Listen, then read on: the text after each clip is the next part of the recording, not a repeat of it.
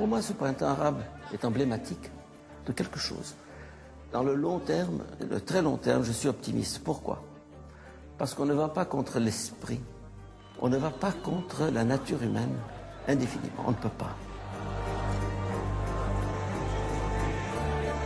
Il y a quelque chose dans l'homme qui est irréductible, qui est la liberté, la dignité, la vérité. Mon optimisme n'est pas un optimisme béat disant « Oh, mais ça va très bien, il n'y a pas de problème, vous allez voir, tout va changer ». Non, dans l'immédiat, rien ne va changer, ça va être pire. Henri Boulade est né à Alexandrie dans une famille chrétienne. À 20 ans, il entre chez les Jésuites où il se consacre à l'éducation.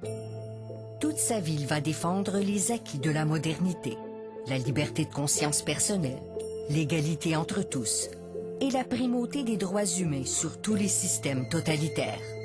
C'est au nom de la défense de ces valeurs qu'il mène un combat contre l'islam politique. Un combat qui, selon lui, ne fait que commencer. Il ne faut pas se faire d'illusions. Parce que la révolution qui a été promue et lancée par les libéraux a été récupérée et arnaquée dès le 4e jour par les islamistes. Et c'est encore le cas jusqu'à présent. Un an après la révolution, les islamistes triomphaient lors de la première phase des élections législatives. Le Parti des frères musulmans récoltait plus de 36% des suffrages, talonné par les fondamentalistes salafistes qui en obtenaient 25. L'Occident n'a pas pris la pleine mesure de leur force, de leur détermination, de leur puissance, de leur organisation. Ils sont irréductibles, irréductibles. Ils ne vont jamais baisser pavillon. Ils veulent le monde et ils auront le monde tant que l'Occident continuera cette politique de l'autruche qu'il mène jusqu'à présent. L'Occident ne veut pas comprendre. L'Occident ne veut pas comprendre. L'Occident ne comprend pas. Elle ne veut pas comprendre. Le discours que je tiens, elle le refuse. Elle me taxe de raciste, d'islamophobe, d'intolérant. Je connais le disque. Qu'elle continue comme ça. Qu'elle continue comme ça. Les premiers à être lucides, ce sont les musulmans eux-mêmes qui ont fait la révolution et qui continuent à taper du poing en Occident comme en Orient en disant « Attention aux islamistes, méfiez-vous d'eux ». Le conflit n'est pas islam-occident, islam-chrétienté, le conflit est islam-islam. Henri Boulade regrette l'islam spirituel et fraternel qu'il a connu dans sa jeunesse. C'était avant la montée de l'islam politique. Dans les années 70, Sadat soutient la confrérie des frères musulmans pour contrer l'influence de la gauche. C'est sous son règne que la loi islamique, la charia, est inscrite dans la Constitution en tant que source principale de la législation. Plus tard, l'ancien président Moubarak octroie aux salafistes, les tenants d'un islam pur et dur, pas moins de 6 chaînes de télévision pour contrer l'influence des frères musulmans. Dès lors, une surenchère intégriste a gagné l'espace public. Vous avez le nazisme, il est tombé. Communisme, il est tombé. Communisme, quoi, il a duré combien? 70 ans. C'était fondé sur qui? Marx, Staline, Lénine. Bon, ce sont des êtres humains. Mais l'islamisme se réclame de Dieu. Une révélation.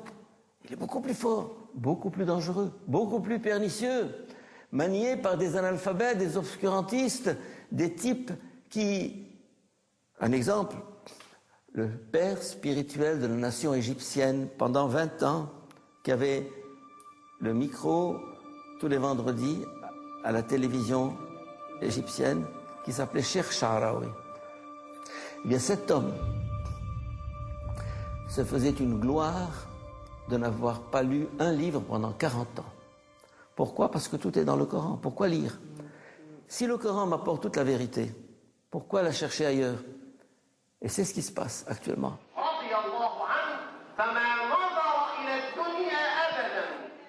changer les mentalités de tout le monde arabe, de tout le monde arabo-musulman, instaurer un type d'enseignement et d'éducation différent,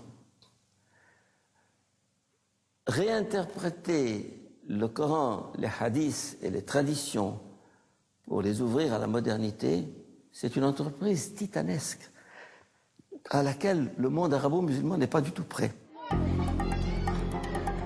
Quant aux chrétiens d'Égypte, n'est-ce pas, si nous allons dans cette ligne-là, eh bien, il n'en restera plus rien d'ici quelques années.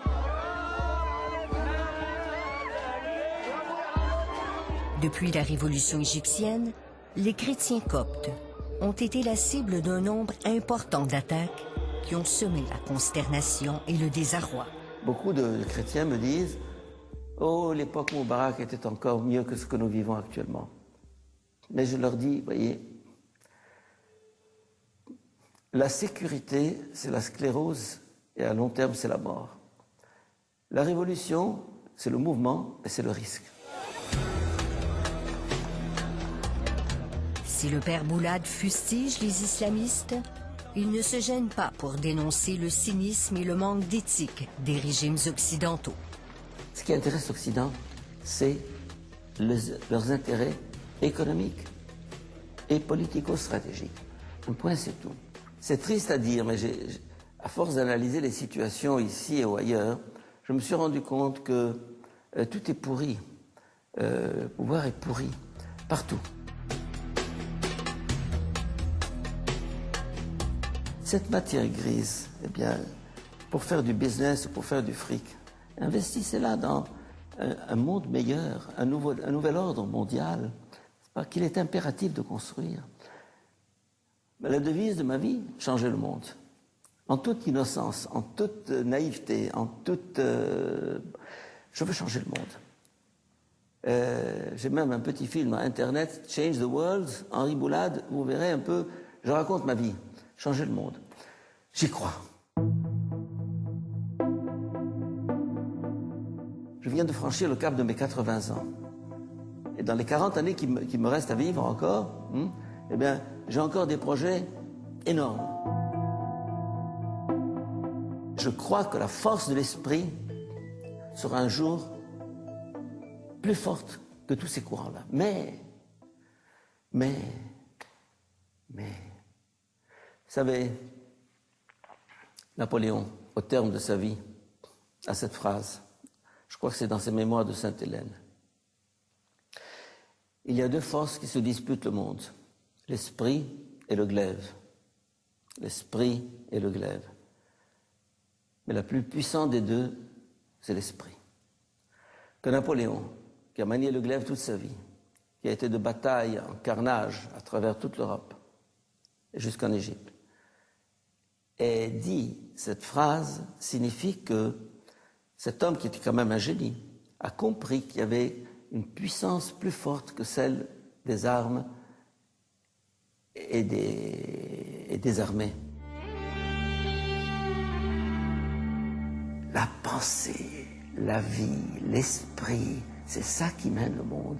Les idées mènent le monde. Vous avez le monstre communisme qui s'est effondré. Vous avez Rome d'autrefois qui s'est effondré. Vous avez tous les empires qui se sont effondrés. Vous avez l'empire Moubarak qui s'est effondré.